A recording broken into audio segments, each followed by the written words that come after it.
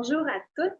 Ça fait vraiment chaud au cœur de vous voir en grand nombre ce matin à notre premier événement virtuel sur l'allaitement sans filtre. Je me présente, Francesca Dion, je suis la présidente fondatrice de l'agence FDM. On a eu l'extrême honneur d'organiser ce bel événement avec notre client Léo Desilets, mais aussi en collaboration avec Marianne Chamaille et toute son équipe de Maman pour la vie, une collaboratrice. Ça fait déjà plus de 10 ans qu'on collabore ensemble sur de nombreux projets. Donc, pour nous, c'est tout un honneur de te retrouver aujourd'hui.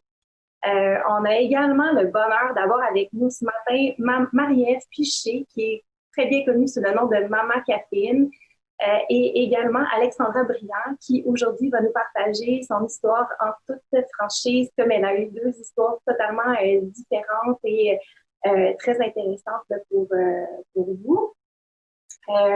Aujourd'hui, on va parler de l'allaitement sans filtre. Qu'est-ce que c'est l'allaitement sans filtre? Ça veut dire qu'on va échanger, on va se donner des trucs, on va se partager des expériences sur l'allaitement qui, pour certains, ont été faciles, mais pour d'autres, ont été vraiment plus difficiles. Donc, c'est vraiment l'objectif d'aujourd'hui, c'est de se parler en toute franchise de l'allaitement, puis de pouvoir se rassurer, de pouvoir se donner des conseils pour que ce soit une expérience un peu plus douce, parce qu'il y a des mamans ici qui sont nouvellement mamans et il y en a d'autres qui vont devenir si peu mamans.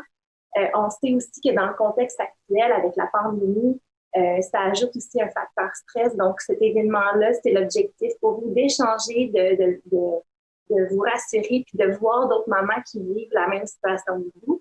Avant de commencer dans le vif du sujet, j'avais envie de vous partager ma propre histoire parce que moi, en fait, je suis une nouvelle maman. J'ai une fille qui a bientôt 2 ans. Puis en fait, je m'étais pas mis de pression pendant ma grossesse. Je m'étais pas dit je vais pas allaiter, je m'étais pas dit je vais allaiter, je m'étais dit je verrai.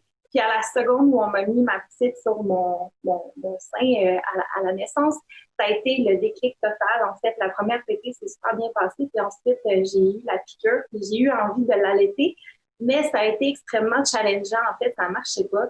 On a essayé tous les trucs, là, la tétrelle, les positions là, qu'on nous apprend à l'hôpital avec les infirmières, puis ça fonctionnait pas. Puis au moment où je m'étais dit, bon, ben, je vais abandonner, je me suis rendue au CLSC pour un rendez-vous de suivi, puis l'infirmière m'a dit, hey, j'ai 2 choses à te partager comme truc, si tu les as pas déjà essayées. Puis honnêtement, ça a révolutionné mon monde pour 8 mois. En fait, elle m'a parlé du tire-lait électrique. Celui que tu mets là, avec le soutien-gorge, puis que ça fait en tout cas, celui qui est vraiment très agréable à mettre, mais qui est super efficace. Mais aussi et surtout, en fait, elle m'a parlé, j'avais jamais entendu parler de ces produits-là, mais des produits pour allaitement de Léo Desilets, le chardon béni et le fenugrec que j'ai pris à partir de ce moment-là et qui a vraiment contribué à augmenter ma production de lait. En fait, moi, j'ai allaité exclusivement via un tire-lait pendant plus de 8 mois. Donc, c'est possible. Puis c'était aussi une belle histoire là, à vous partager, comme quoi il n'y a pas une seule façon d'atteindre l'objectif de l'allaitement, puis que chacune a son histoire particulière. Donc, je vais passer la parole sans plus tarder à Stéphanie Bureau, qui est naturopathe et qui travaille avec Léo Desilets depuis vraiment plusieurs années. Donc, Stéphanie, à toi la parole.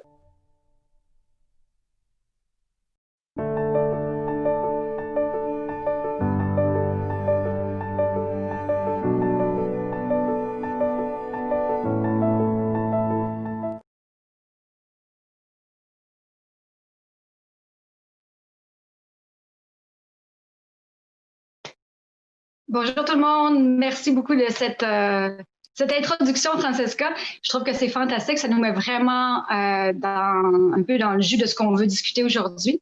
Je me présente brièvement. Pour ceux qui me connaissent pas, mon nom est Stéphanie Bureau, je suis naturopathe diplômée depuis 2003.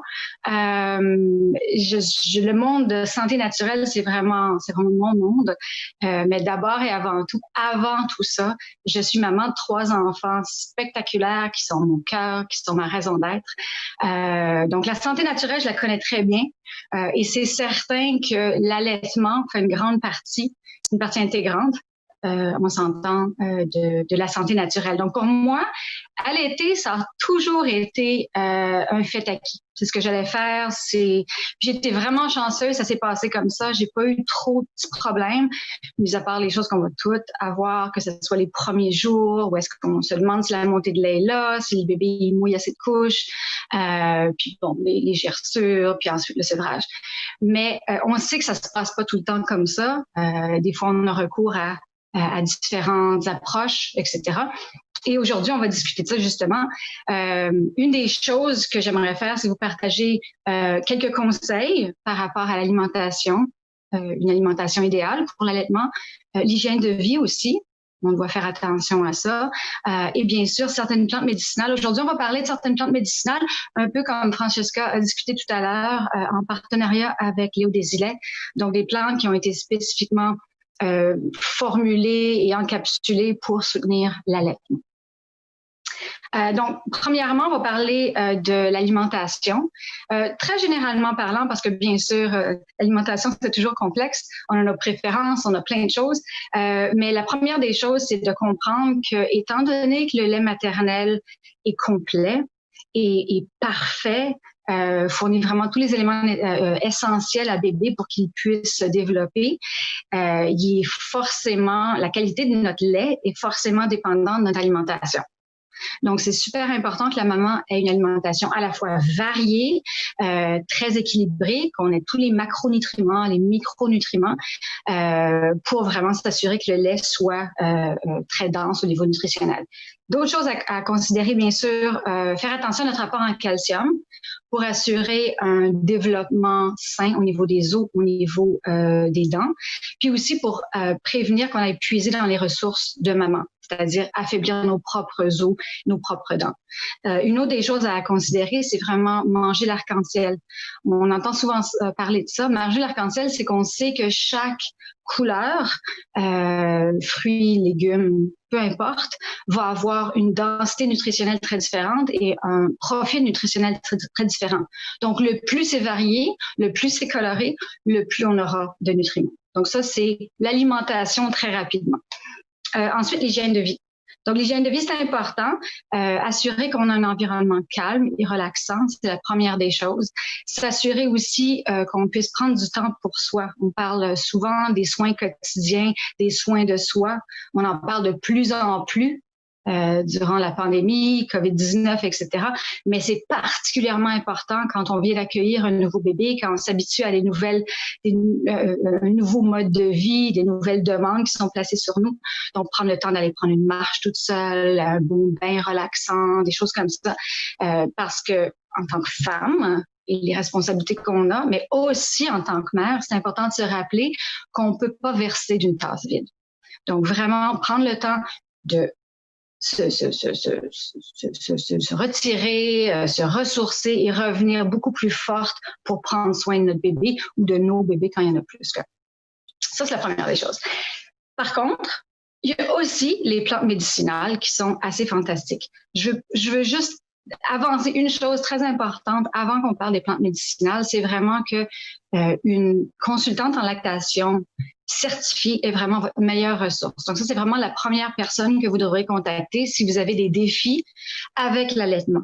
Parce qu'elle pourra vraiment vous épauler, vous proposer des solutions, vous proposer que ce soit des techniques, que ce soit des plantes, que ce soit autre chose, pour que ce soit une période vraiment harmonieuse pour vous. Donc ça, c'est la première des choses.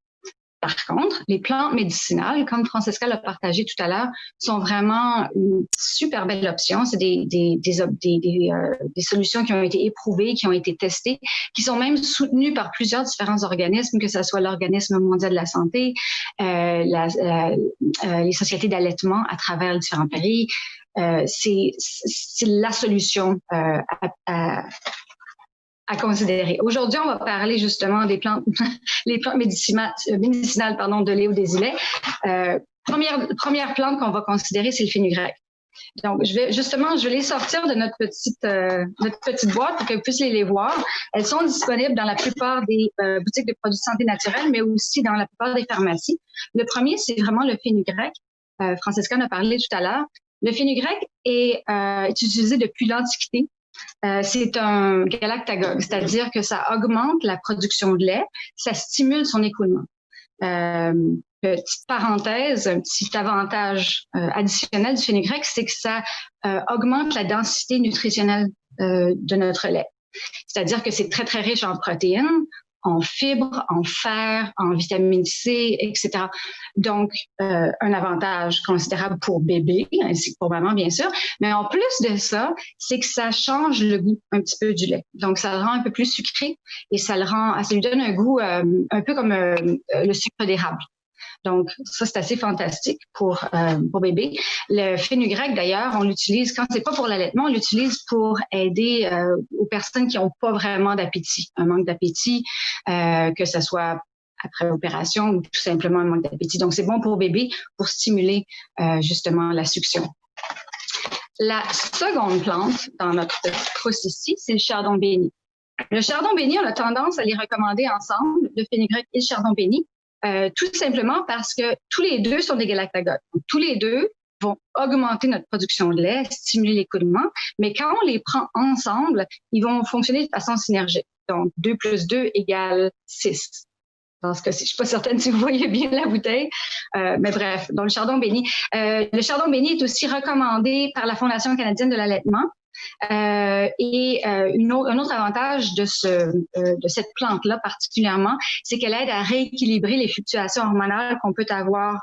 Donc, c'est très, très bien quand post-grossesse, post-accouchement, mais aussi chaque mois, que ça soit les ballonnements, que ça soit les crampes menstruelles, que ça soit les enflures au niveau des seins, etc. Donc, un autre grand avantage de cette plante-là. Et finalement, je vais chercher dans une petite boîte, on a aussi du chardon-marie. Donc, le chardon-marie, c'est une plante médicinale qu'on connaît peut-être un peu plus pour la digestion, pour la santé du foie, mais c'est vraiment un galactagogue hors pair. Donc, pour stimuler la production de lait, c'est très, très, très intéressant. On l'utilise, je sais qu'il y a une étude très importante, il y a plusieurs études qui ont été faites, mais une étude particulièrement importante qui a été faite sur le chardon-marie, qui a démontré une augmentation de 85,9%, une augmentation de production du lait. Donc, c'est pas négligeable. Puis en plus, en combinaison, ces plantes-là vont fonctionner très rapidement. Donc, on parle d'à peu près 1 à 3 jours. Donc, pour quelqu'un qui est un peu aux prises avec « Oh mon Dieu, est-ce que j'en produis assez? Est-ce que le bébé mouille assez de couches? » etc. C'est vraiment une super belle approche. Donc, ça, c'est très important. Une chose que je veux mentionner, il y a beaucoup de plantes médicinales sur le marché. Je sais pas si vous voyez bien la boîte, j'espère que oui, mais je veux juste tirer votre attention ici. C'est la concentration qui compte. Parce que, oui, bien sûr, le fenugrec, le chardon béni, le chardon-marie en combinaison sont fantastiques pour vous aider à augmenter la production de lait. Mais c'est la dose qui compte. Et la majorité des produits qu'on trouve sur le marché, ils vont être dans des doses qui sont des doses de consommateurs, une dose alimentaire, si vous voulez. Donc, fantastique pour aider la digestion, soutenir la santé du foie, etc., mais pas pour augmenter la production de lait. Donc, si on regardait notre fenugrec, le fenugrec, la dose recommandée par les professionnels de la santé, c'est de 3000 à 6000 mg par jour. Si on regarde le chardon béni, on parle de 2000 à 3000 mg par jour. Si on regarde ensuite notre chardon-marie, on parle de 200 à 400 mg par jour. Or, la majorité des produits sur le marché sont en dose plus faible.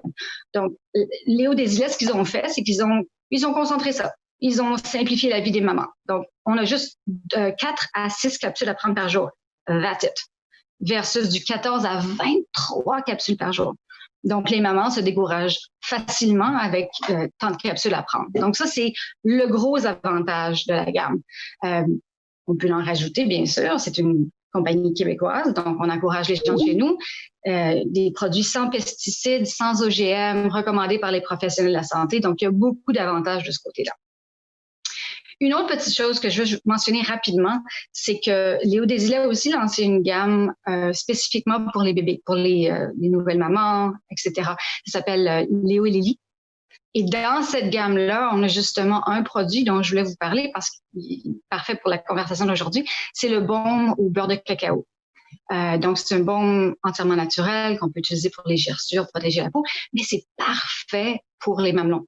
Donc, quand justement on a des gerçures, toutes les douleurs qu'on peut avoir au niveau des seins, on peut l'appliquer au sein. Ça aide à protéger, ça aide à guérir et il n'y a absolument aucune contre-indication pour remettre bébé à téter après le fait. Donc, c'est un autre grand avantage. Donc, c'est ce que je voulais partager avec vous aujourd'hui. On se rappelle que l'allaitement, c'est vraiment une très belle solution, une très belle aventure pour maman et bébé. Et si vous avez des défis, je vous invite à consulter une bonne consultante en lactation certifiée pour discuter, pour savoir si les plantes médicinales pourraient être une option pour vous. Je vous souhaite une belle aventure. On va avoir Marianne Chenaille maintenant qui va vous partager certaines informations elle aussi, peut-être quelques expériences. Merci.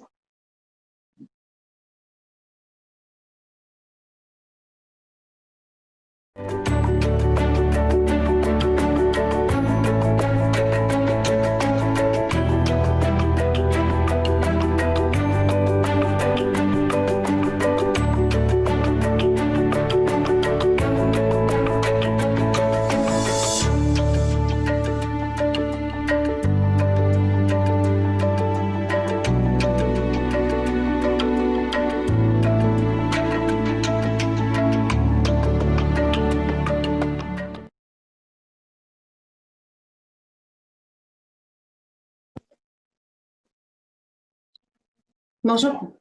Bonjour les filles, bonjour Francesca, bonjour Stéphanie. Écoutez, d'arriver comme ça, comme troisième conférencière ou participante, ça me confirme tellement mon oui instinctif de participer à ce salon virtuel de l'allaitement. Lorsque Francesca nous a parlé de ça, moi et mon acolyte de toujours, qui est mon adjointe, on s'est dit « Wow, quelle idée géniale dans ce temps difficile de confinement ». Je ne veux même pas dire le mot qu'on connaît tous. Ça va nous faire du bien. Oui, let's go les filles, on participe à l'aventure. Je pense que Maman pour la vie peut être un très bon partenaire à Léo Desilets dans ce projet-là.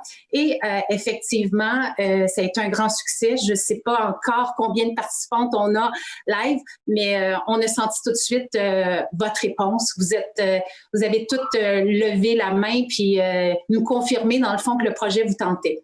Donc, je tenais à le dire parce que je trouve ça beau, ce qu'on vit présentement. Vous savez, l'allaitement, la clé de l'allaitement, c'est souvent d'une expérience d'allaitement réussie, c'est souvent le support qu'on a à travers cette expérience-là. Donc, on en est la preuve vivante aujourd'hui avec ce salon virtuel-là, qui est un tout nouveau concept.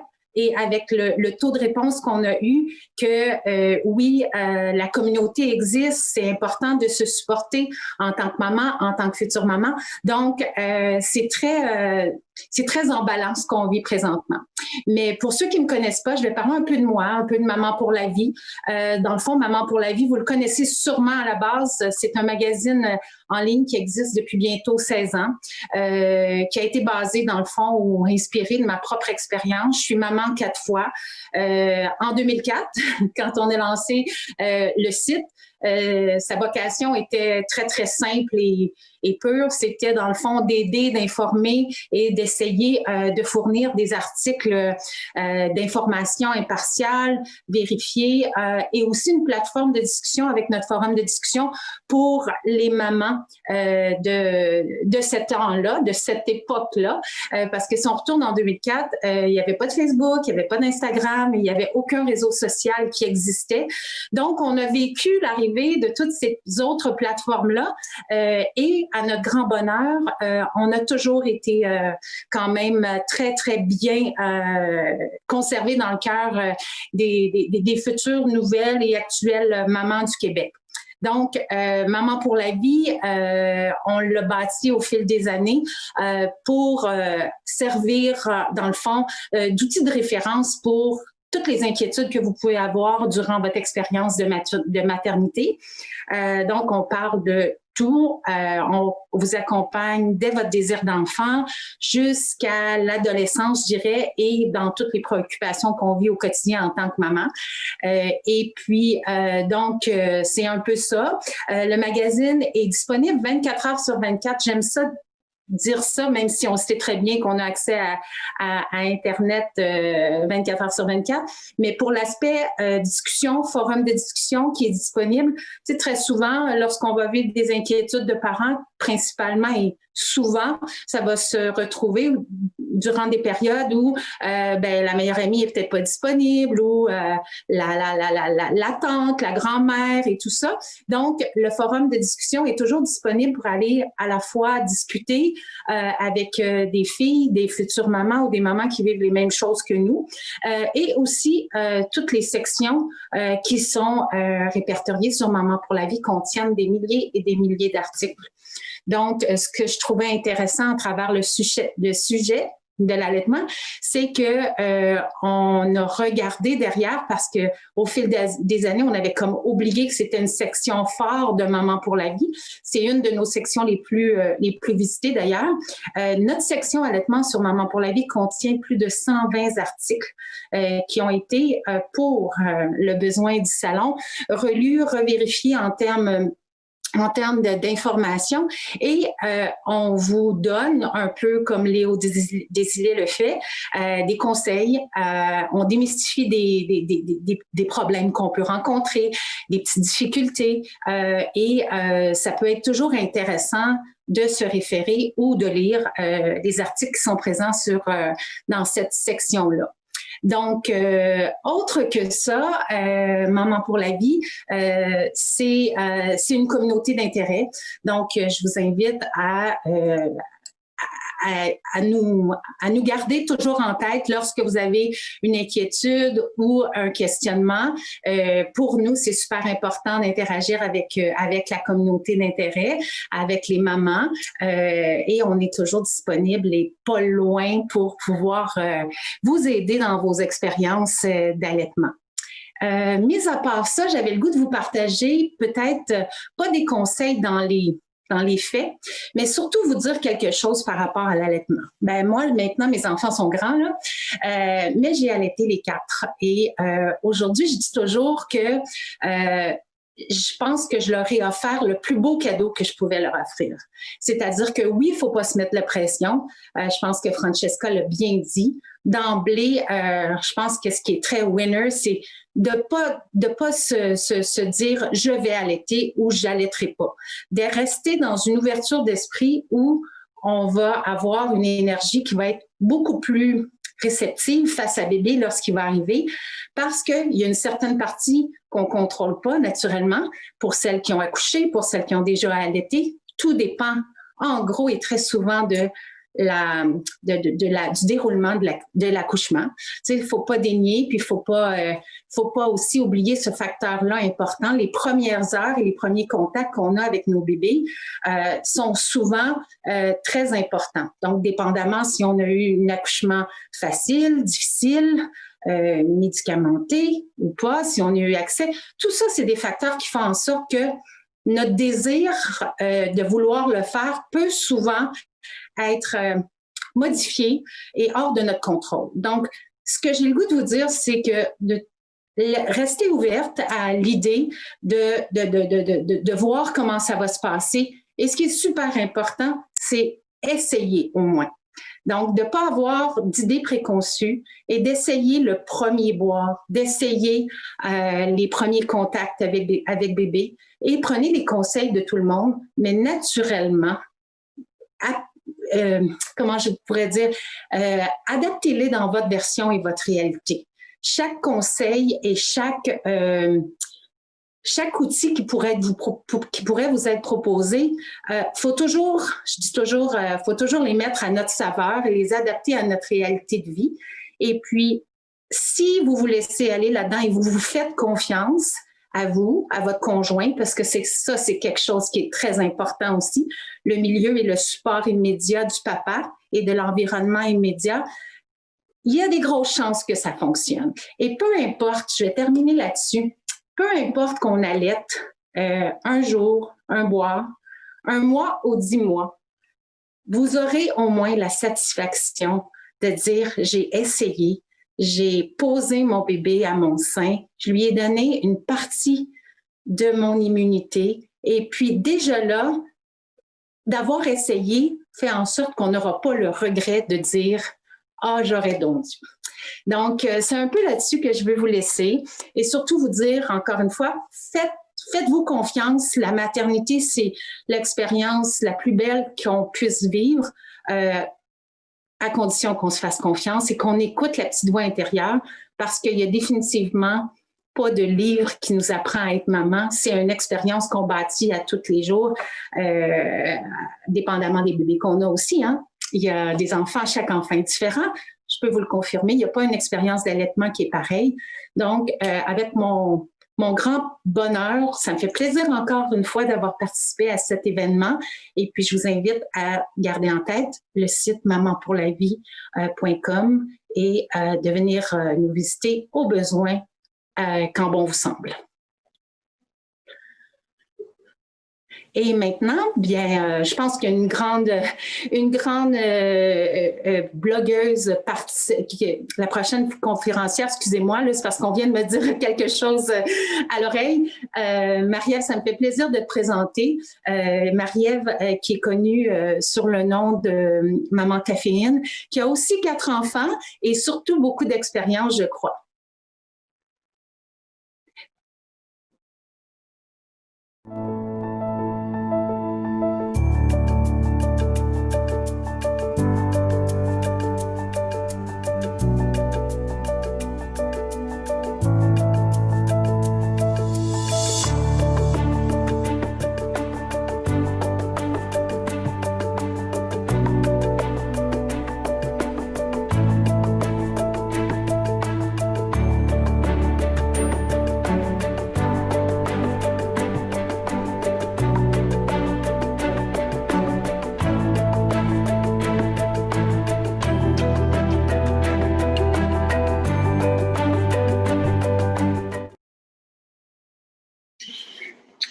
Bonjour tout le monde, bon vendredi. Je ne sais pas s'il y a d'autres mamans aujourd'hui pour qui c'est pédagogique, ceux qui ont des enfants à l'école.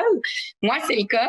Donc, si jamais vous voyez un autre humain passer derrière moi, je suis pas mal sûre que vous allez comprendre et pas vous en faire trop avec ça. Aujourd'hui, j'ai envie, en fait, de vous parler de mon expérience d'allaitement. Je pourrais déblatérer très longtemps sur ma plateforme de Maman Caféine et tout, sur ce que ça peut vous apporter au quotidien, alléger votre quotidien, vous faire rire et tout, déculpabiliser votre vie de maman.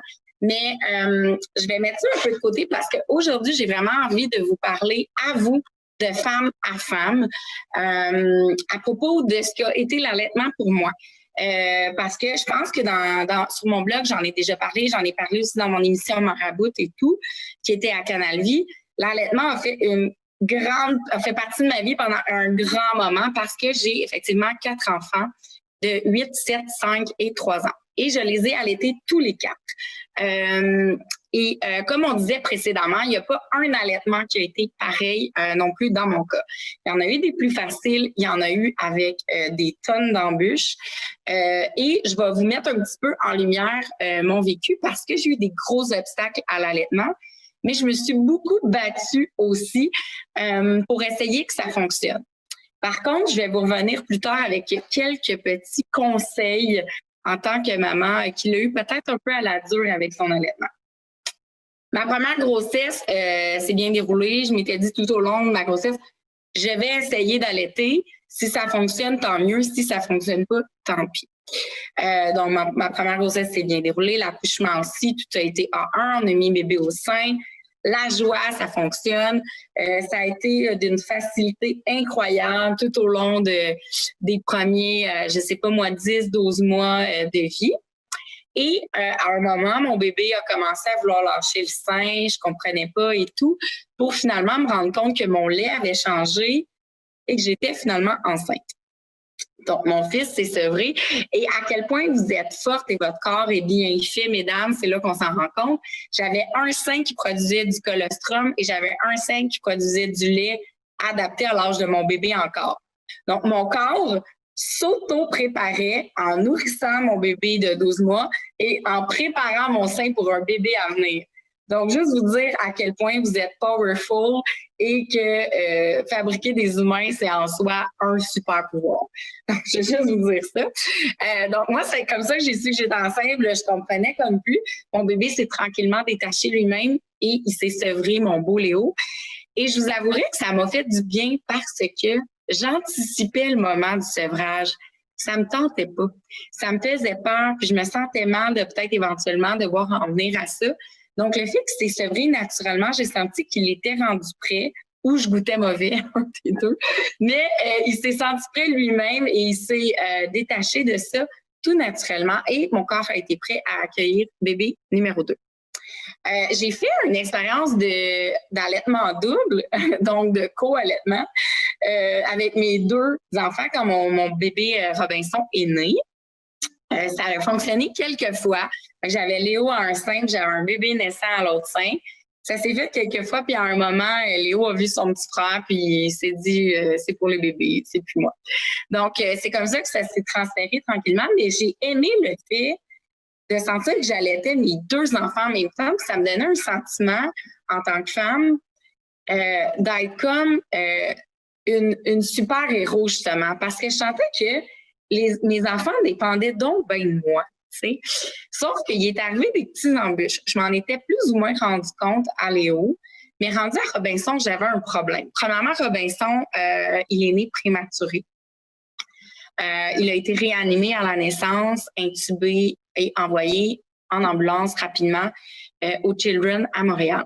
Donc, il était déclaré sans pouls à la naissance et tout. Là, on l'a comme réanimé et tout. Et moi, j'étais en panique parce que je voulais lui donner le sein, parce que je savais que c'était hyper important, ces premiers contacts-là, le colostrum et tout. Donc, on m'a suggéré de me le tirer. Je venais d'accoucher prématurément. J'étais en panique, j'étais très stressée. Et ma montée de lait, vous comprendrez bien qu'elle est arrivée tard. Ça a pris au moins 4 jours dans le cas de Robinson. Je me tirais du lait avec les tire-laits électriques à l'hôpital aux 2 heures, nuit et jour.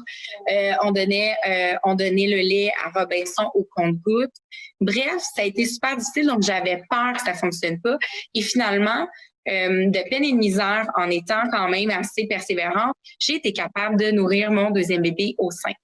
Et comme c'était pas assez compliqué, j'ai découvert que j'avais une hypoplasie mammaire rendue à environ le 3e mois de vie de Robinson. D'ailleurs, on comprend pas que j'ai été capable d'allaiter Léo sans plus de suppléments et de support médicinal que ça, parce que j'ai une hypoplasie mammaire. En fait, c'est une condition physique. C'est un sous-développement des glandes mammaires. Donc, les canaux lactifères sont vraiment moins nombreux. Donc, tout ce qui sert, en fait, à expulser, à produire ton lait est diminué. Donc, c'est vraiment une condition qui est physiologique. Donc, au-delà du stress, au-delà d'un bébé prématuré, au-delà d'un manque de contact au sein pour stimuler la montée de lait, au-delà de tout ça, il y a physiologiquement un espèce de dysfonctionnement, si on veut. Et attends un peu, mon chéri, j'attends. Donc, quand je me suis rendu compte de cette condition-là, premièrement, je me souviens, là, premièrement, ça l'a mis un bond. J'ai comme fait ça a été un soulagement.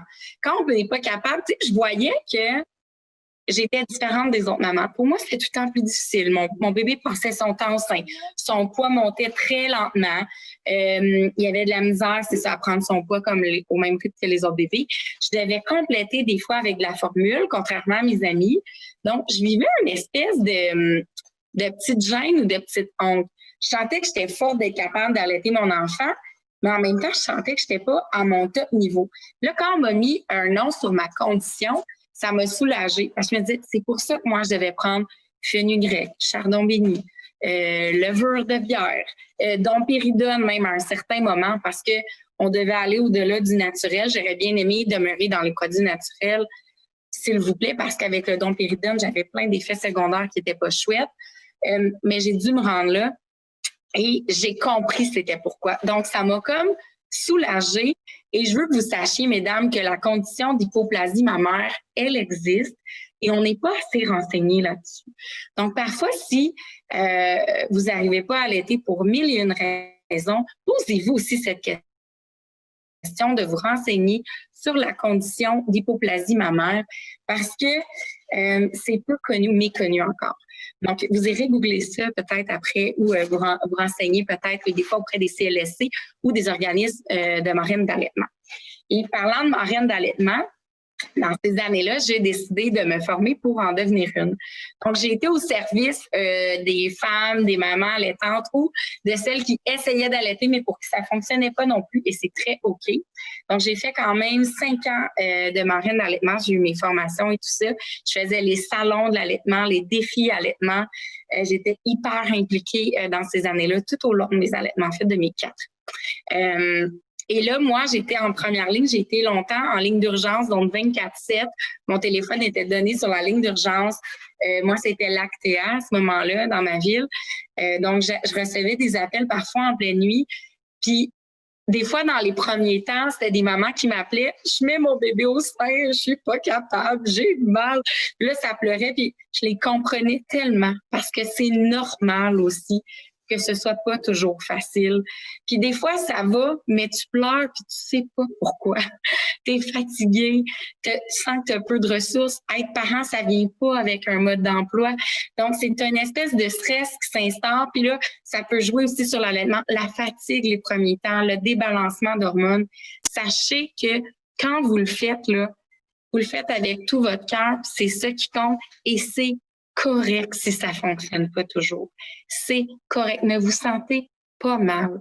Vous n'êtes pas une moins bonne maman. Il y a des outils qui existent, heureusement. Il y a des suppléments qui existent, il y a des blogs qui existent, il y a des centres d'appel qui existent. Mais sachez qu'une fois que vous avez tout fait, là, si ça ne fonctionne pas, c'est aussi correct. Qu'on allaite le colostrum du début ou qu'on allaite plus longtemps, c'est déjà d'essayer de le faire, là, de penser à le faire, c'est déjà très bon. Et si vous allaitez pendant très longtemps, parce qu'il y en a qui font de l'allaitement prolongé, c'est aussi correct parce que ça vous appartient, ce lien-là avec votre enfant, il vous appartient. Comme maman, j'ai un petit doigt qui me dit coucou, là, oui, je vais te répondre dans les alphabets. Je te réponds dans quelques minutes. Donc, mais chose certaine, j'ai senti que j'avais donné le meilleur de ce que je pouvais à mes enfants lors de mes 4 allaitements. En général, j'allaitais 1 an et demi, 1 an et demi à mes 3 premiers. Et Blanche s'est sevrée naturellement, très indépendante, plus besoin de moi vers 8 mois. À mon grand désespoir, j'ai pleuré toutes les larmes de mon corps parce que je me disais, c'est probablement mon dernier bébé, puis je peux pas voir qu'elle me coupe ça sec comme ça. Je me voyais l'allaiter 2 ans, là, moi. Là. J'étais partie déjà. Là, je nous voyais faire des photos d'allaitement pour des revues rendues à 2 ans. Fait que finalement, elle m'a coupé ce sec. Puis aujourd'hui, c'est une petite fille très indépendante qui a très confiance en elle.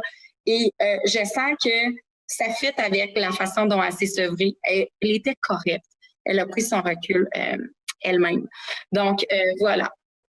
Et puis, juste pour terminer, là, pour un mot de la fin, je veux juste vous dire qu'on dit que, moi, j'ai pour mon dire, et je l'ai dit plusieurs fois sur Maman Caféine, vaut mieux une maman heureuse qui donne un biberon avec amour qu'une maman malheureuse et démolie psychologiquement qui essaye de donner le sein avec grande tristesse et désespoir. Donc, sachez que l'allaitement, c'est magnifique, c'est un lien unique avec votre enfant.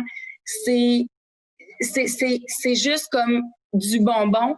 Et si ça ne fonctionne pas, vous êtes une maman compétente et vous êtes quand même extraordinaire. Donc, c'était mon mot de la fin pour ce qui est de Maman Caféine. Donc, je vous souhaite une bonne journée. Je vais maintenant passer la parole à une autre maman qui va vous parler de son expérience d'allaitement, Alexandra Briand. Donc, j'imagine que vous la connaissez, vous la suivez probablement en grand nombre. Donc, je lui cède la parole.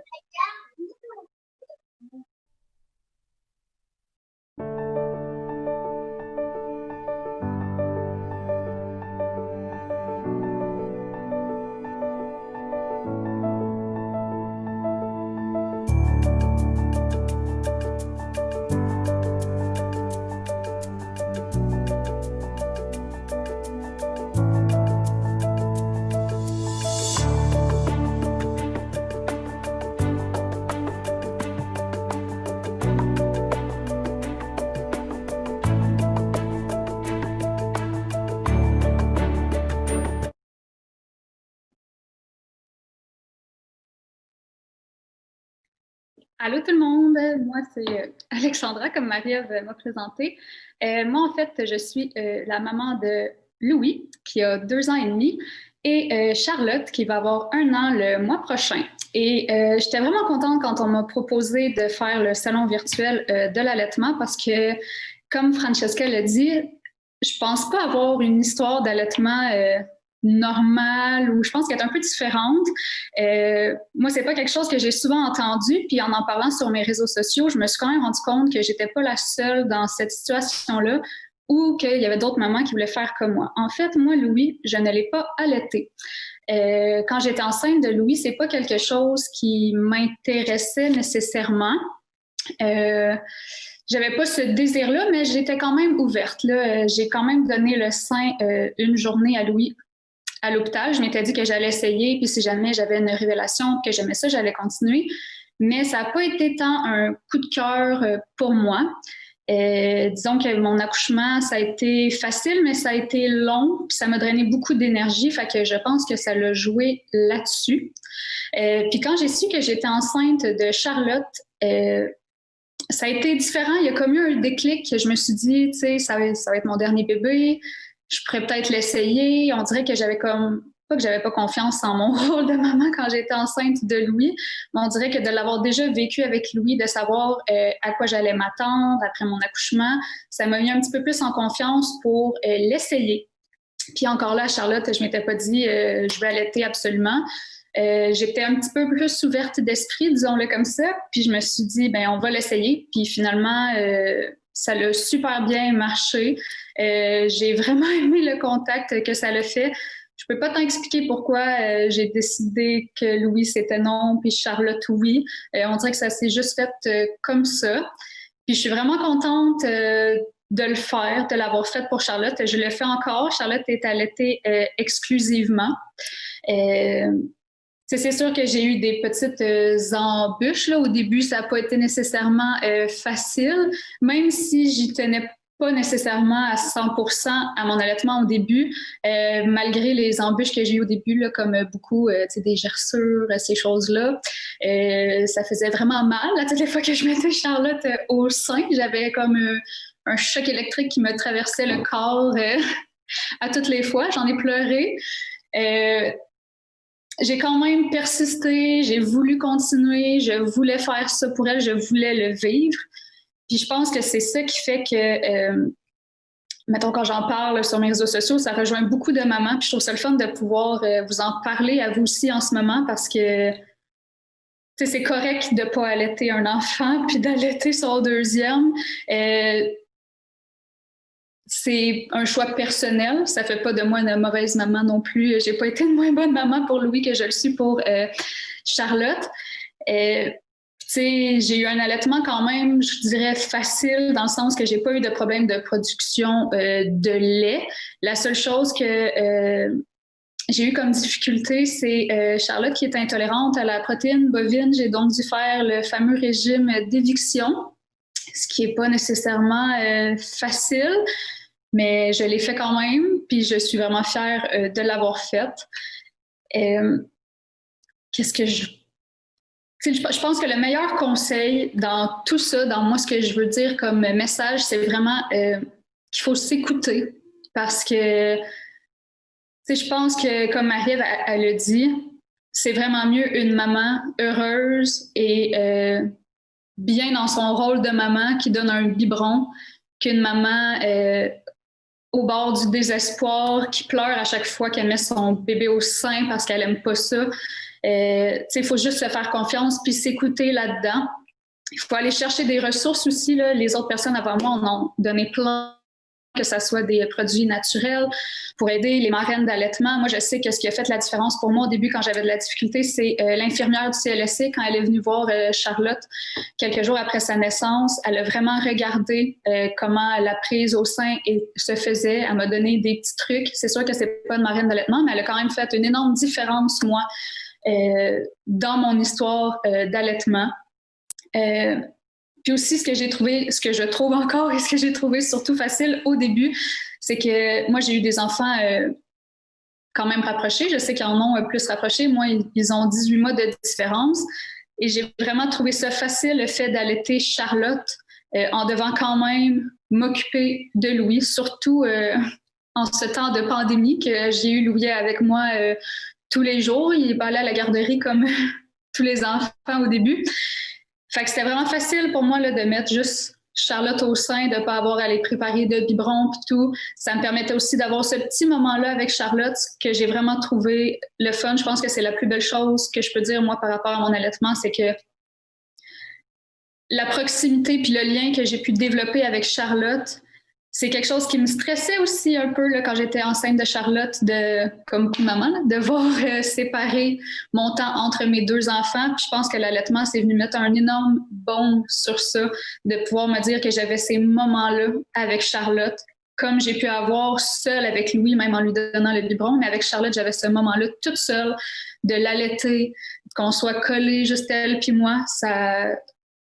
C'est vraiment quelque chose de super beau que j'ai vécu. Puis, tu sais, je sais pas quand est-ce que mon allaitement va se terminer. Elle va avoir 1 an dans 1 mois. Puis, ça marche encore.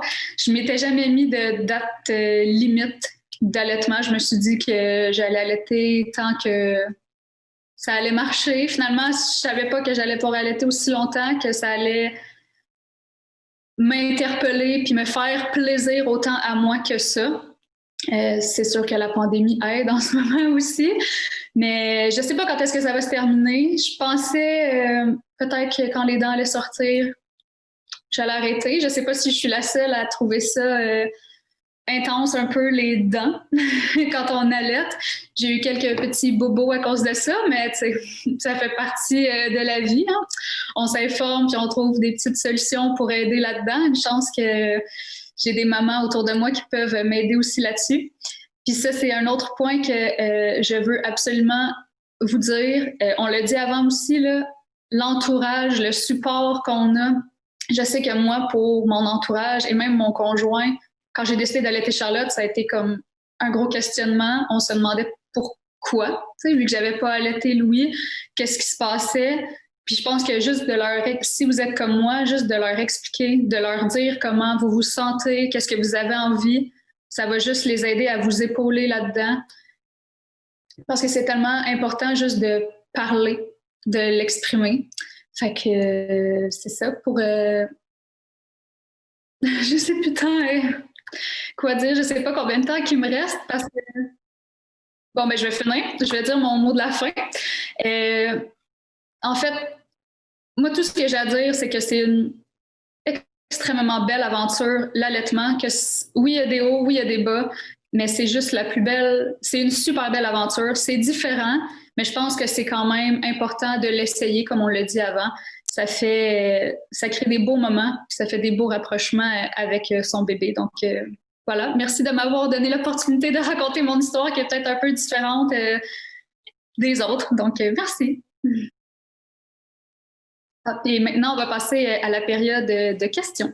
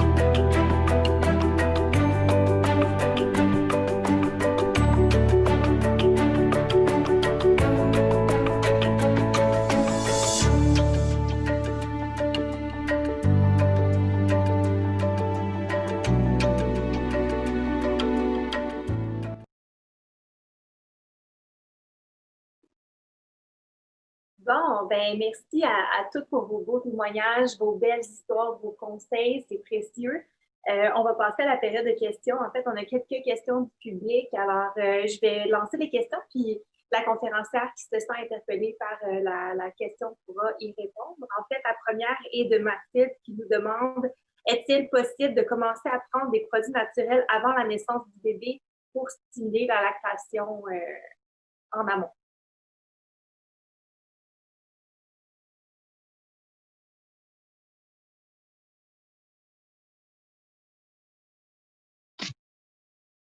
OK, je pense que je peux répondre à cette question-là. Donc, malheureusement, c'est toujours mieux d'attendre après l'allaitement, après l'accouchement, pardon. Le fenugrec et le chardon béni peuvent avoir un effet sur les contractions au niveau de l'utérus. Donc, toujours attendre. Mais de toute façon, comme j'ai mentionné tout à l'heure, que ce soit le fenugrec, que ce soit le chardon béni, que ce soit la combinaison des 3 plantes, ça agit littéralement en 1 à 3 jours. Donc, c'est très rapide. On n'a vraiment pas besoin de s'en faire puis préparer ça à l'avance. Donc, on attend l'accouchement. On a une question de Asma qui nous demande, est-ce que si on allaite et qu'on tombe enceinte, est-ce que ça va arrêter ou bien non? Est-ce que ça va arrêter? Est-ce que l'allaitement va arrêter de lui-même ou non? Non. On peut allaiter tout au long de la grossesse, puis comme tout à l'heure, je me rappelle pas exactement quelle conférencière en parlait, mais plus souvent qu'autrement, on va pouvoir allaiter. Puis il y a plusieurs mamans qui vont allaiter, puis vont continuer à allaiter le premier bébé, puis ils vont entreprendre d'allaiter le second. Donc ça, puis encore, c'est vraiment question de individuel. Chaque grossesse, chaque expérience d'allaitement est différente, mais de façon générale, il n'y a aucun besoin d'arrêter l'allaitement. Il y a Roxane qui a eu des jumelles et qui nous demande, dans le cas de grossesse multiple, est-ce qu'il y a quelque chose qu'ils peuvent faire pour assurer de produire assez de lait pour nourrir leurs enfants? De mon côté, si je m'aventure là-dedans, c'est tout d'abord, la première chose que je ferais, c'est que je contacterais une conseillère, une consultante en lactation certifiée parce qu'elle aura vraiment des conseils au niveau de l'alimentation, au niveau de l'hygiène de vie qui vont être vraiment spécifiques à ça. Mais si on regarde juste de façon générale, ce serait vraiment juste faire attention de manger suffisamment, assurer d'avoir assez de protéines, assez d'avoir le calcium nécessaire. Mais d'habitude, ça se fait de façon assez linéaire, à moins de vraiment tomber dans des problèmes, quelques petits problèmes ou quelques défis, de façon assez linéaire. On change le sein, on s'assure, mais la production de lait se fait vraiment en fonction et modulée en fonction de la demande. Donc, le plus il y a de demande, le plus la production va être grande. Le moins il y a de demande, le moins elle va être grande. C'est la même chose qu'on vit quand on fait le sevrage. Donc, on pourrait techniquement allaiter plusieurs bébés en même temps. Bon, ben c'est génial. Ça donne envie de faire plusieurs bébés. Pas pour moi, j'ai fini. Marianne, la question, je pense qu'elle s'adresse directement à toi, mais est-ce qu'il y a des ressources lorsqu'on vit des moments difficiles en lien avec l'allaitement?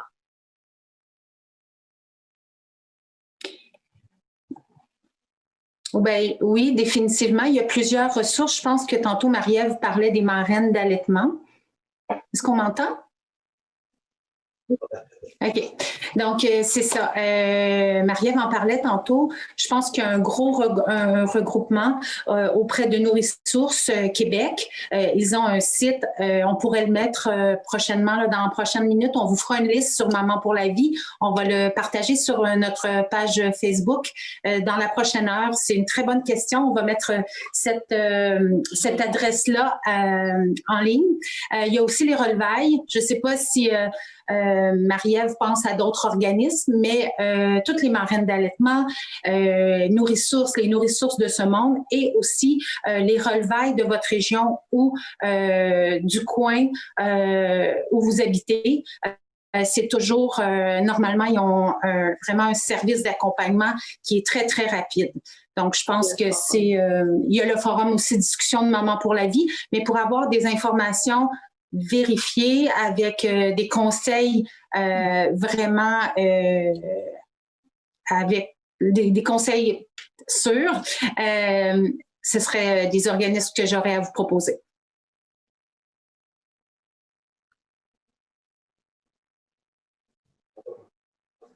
Question du public qui nous vient de Laurence et qui nous demande si on trouve que le sujet de l'allaitement est encore tabou malgré là, justement l'ampleur du phénomène et tous les articles à ce sujet-là.